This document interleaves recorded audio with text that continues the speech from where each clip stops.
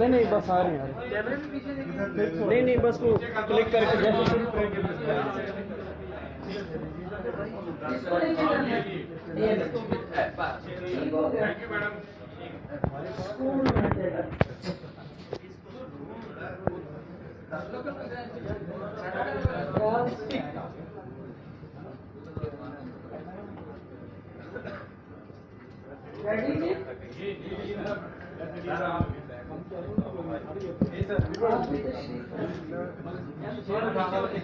Close کریں گے. آپ آ جائیے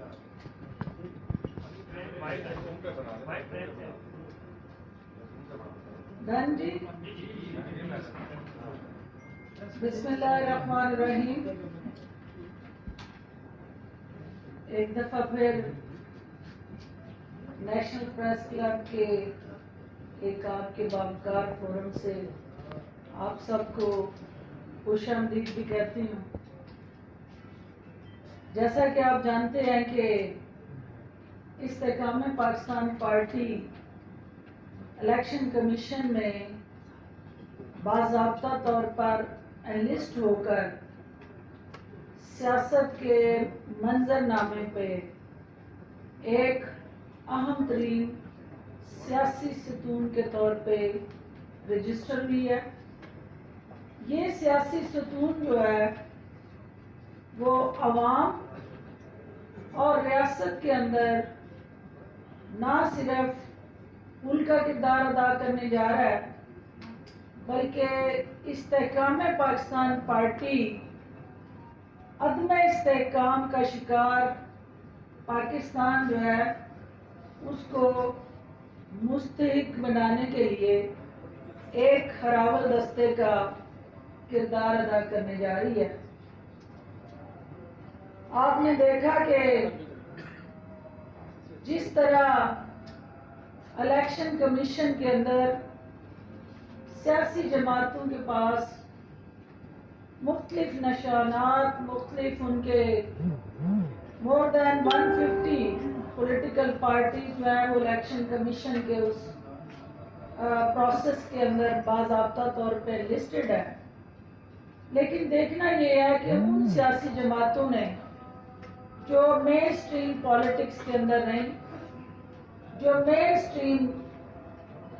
آپ کے چاروں صوبوں گلگت بلتستان اور اے جے کے اندر بھی وہ سیاسی محاذ پہ تو متحرک نظر آئیں اور سیاسی داؤ پیچ سیاسی میدان میں پنجہ آزمائی کر کے ایک دوسرے کو چاروں شانے چت تو کرتی رہیں،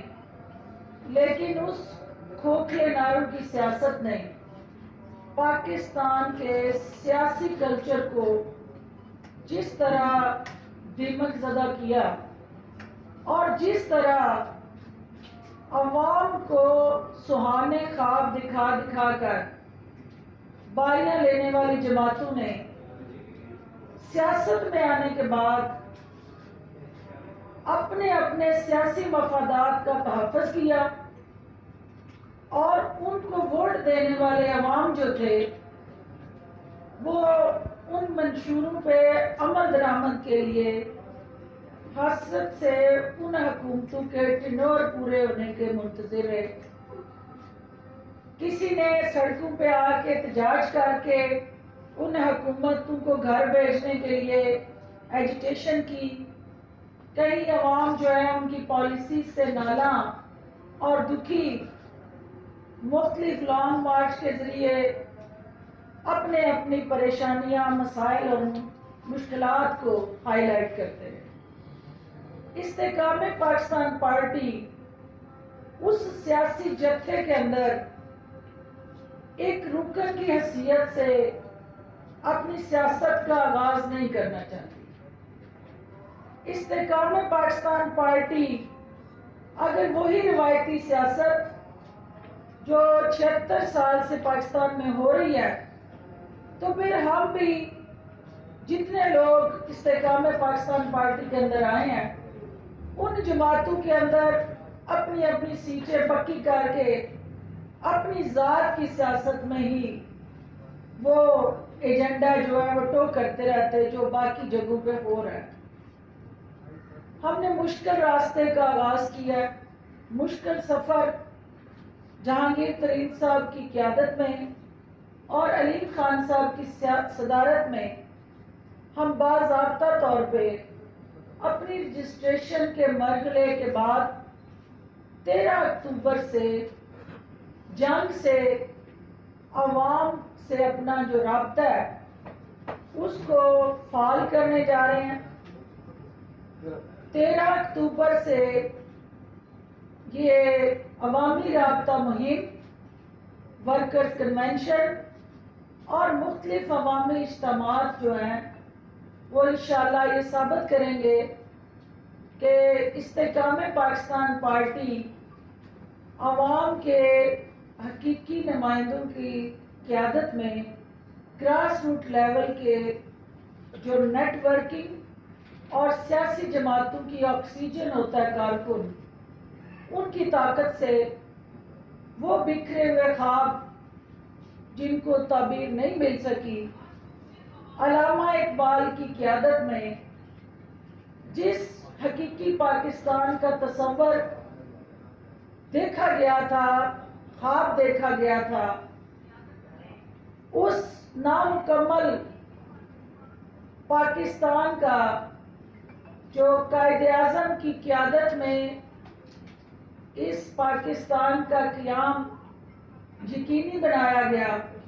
لیکن انفارچونیٹلی وہ نامکمل پاکستان آج بھی قیام پاکستان سے لے کے استحکام پاکستان کا جو سفر ہے اس کے اندر ایک ایسی لیڈرشپ، ایک ایسی قیادت کا منتظر ہے جو اپنی ذات سے نکل کے وہ پبلک کاز اور نیشنل کاز کو فوکس کرے اور اپنے مفادات کی بجائے عوامی اور ملکی مفادات کو ترجیح دے۔ انشاءاللہ علامہ اقبال کے خوابوں کی تعبیر اور قائد اعظم کے حقیقی پاکستان کی تصویر جو ہے وہ آپ کو استحکام پاکستان پارٹی کے پلیٹ فارم سے اس کی جھلک نظر آئے گی۔ چونکہ آپ جانتے ہیں کہ استحکام پاکستان پارٹی اس ملک کو ترقی اور خوشحالی کی راہ پہ گامزن کرنے کے لیے پرعزم ہے، اور ہم نے یہ سیاسی سفر کا جو آغاز کیا ہے اس کا مقصد سیاست اور ریاست دونوں کو یکجا کرنا۔ یہ بکھری ہوئی قوم جو اضطراب، ہیجان اور افراتفری کا شکار ہے، اس انتشار شدہ بیانیے کے ساتھ جڑی جو قوم اس وقت مختلف لسانی، مذہبی اور سیاسی گروہ بندیوں کا شکار ہے، اس کو ایک قوم کے طور پہ اکٹھا کر کے ان کی حقیقی جو توانائی ہیں وہ پاکستان کے مفاد کے لیے استعمال کرنا، یہ استحکام پاکستان پارٹی کا سب سے بڑا منشور کا اہم ترین جز ہے۔ اور ہمارا مینیفیسٹو پاکستان کی ترقی اور خوشحالی کا وہ روڈ میپ ہے جس کا کوئی سپیڈ بریکر نہیں ہے، اور ہم یہ سمجھتے ہیں کہ جو سیاست کے اندر اس وقت پاکستان کے عوام کو کھوکھلے نعروں کی بجائے ایک سروس ڈلیوری پروگرام کی ضرورت ہے، اور وہ سروس ڈلیوری پروگرام عوام کو پارٹنر بنائے بغیر ممکن نہیں ہو سکتا۔ یعنی وہ مسلط کیے گئے منشور یا پالیسیز جب تک امپلیمنٹیشن پارٹنر کے طور پہ عوام کو ایک حقیقی سیاسی جماعت اپنے کیپٹل اور ایسٹ کے طور پہ انگیج نہیں کرے گی، یہ ملک آگے نہیں بڑھ سکتا۔ ملک کے عوام کو سیاسی ایندھن تو بنایا گیا، لیکن اس عوام کے نام پہ لیے گئے جو ووٹ تھے وہ ووٹ صرف نوٹ اکٹھے کرنے میں استعمال ہوتے ہیں، اور ان ووٹوں کا تحفظ اور عزت کے ماضی میں نعرے تو آپ نے سنے کہ ووٹ کو عزت دو، لیکن ووٹر کو عزت دو کہ کوئی بات آپ نے نہیں سنی ہوئی۔ ووٹ ایک کاغذ کی پرچی ہے، اس کا امین اور اس کا کسٹوڈین جو ہے وہ ووٹر ہے، اور ووٹ کو عزت دو کیسے ہو سکتا ہے ممکن جب تک ووٹر کو اس کے عزت نفس کا تحفظ دے کہ وہ عزت اور احترام نہیں ملتا۔ تو استحکام پاکستان پارٹی ووٹر کو عزت دینا چاہتی ہے، اس کے بنیادی حقوق کا تحفظ یقینی بنا کے۔ اور آپ کو پتہ ہے کہ ریاست اور سیاست کو جوڑنے کی جو ہم بات کر رہے ہیں، یہاں میں ہماری جو اسپیشل انویسٹمنٹ فیسیلیٹیشن کونسل بنی ہے، اس کی تمام جو پالیسیز، اس کے ساتھ جڑے جتنے انیشیٹو ہیں، استحکام پاکستان پارٹی یہ سمجھتی ہے کہ یہ ایک ماڈرن، ترقی یافتہ، مستقبل کے خوشحال پاکستان کے لیے یہ ایک نیشنل انیشیٹو پروگرام ہے، اور اس پروگرام کو جس کمٹمنٹ، ڈیڈیکیشن، ڈیووشن سے سپہ سالار کی قیادت میں آگے بڑھایا جا رہا ہے، میں اس بات پہ پر امید ہوں کہ جب ہم ریاست کی بات کرتے ہیں تو کوئی بھی ریاست جو ہے وہ کمزور معیشت کے ساتھ بین الاقوامی سطح پہ اپنی نیشنل سیکورٹی اسٹریٹجی کا تحفظ نہیں کر سکتی۔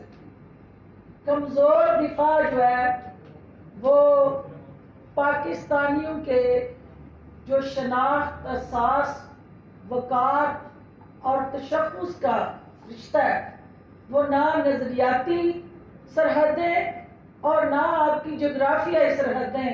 محفوظ رہ سکتی ہیں جب تک آپ کی معیشت مضبوط نہ ہو۔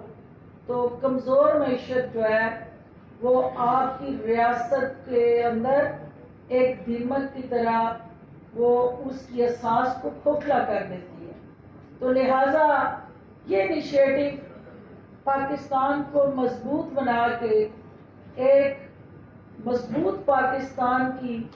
جو بنیاد رکھی گئی ہے، وہ آنے والا پاکستان جو ہوگا، مستقبل کا پاکستان، انشاءاللہ ترقیوں کی وہ منازل طے کرے گا۔ اور استحکام پاکستان پارٹی اس اسپیشل انویسٹمنٹ فیسیلیٹیشن کونسل کے ان سب فیصلوں کے ساتھ کھڑی نظر آئے گی جہاں پاکستان کی تعمیر و ترقی، عوام کی فلاح و بہبود اور پاکستان کو آگے لے کے چلنے کا روڈ میپ جڑا ہوا ہے۔ دوسری اہم ترین جو استحکام پاکستان پارٹی کا، چونکہ اس پاکستان کے ساتھ جو لازوال محبت، اونرشپ اور ایک ایسا cordial heart to heart communication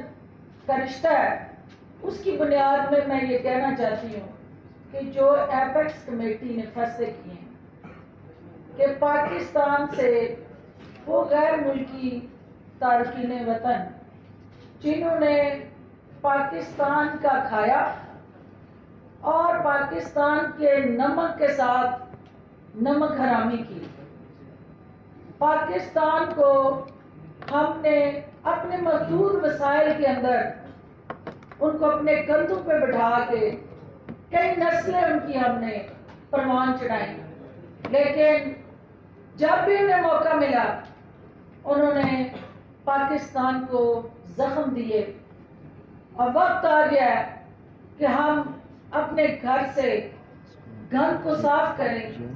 اور ہم دوسرے شہریوں کا بول اٹھانے کی بجائے اپنے وسائل جو ہے وہ پاکستان کے شہریوں پہ صرف ہوں اور جو غیر قانونی سرگرمی میں ملوث وہ عناصر گروہ مافیاز کی شکل اختیار کر چکے ہیں. آپ ڈالرز مافیا کو پروب کریں، آپ اسٹیٹ مافیا، یہ جو آپ کے ریئل اسٹیٹ سیکٹر کے اندر ہیں، قبضہ مافیا، آپ ان کو پروب کریں، آپ کرنسی کے مافیا کو پروب کریں، آپ ڈرگ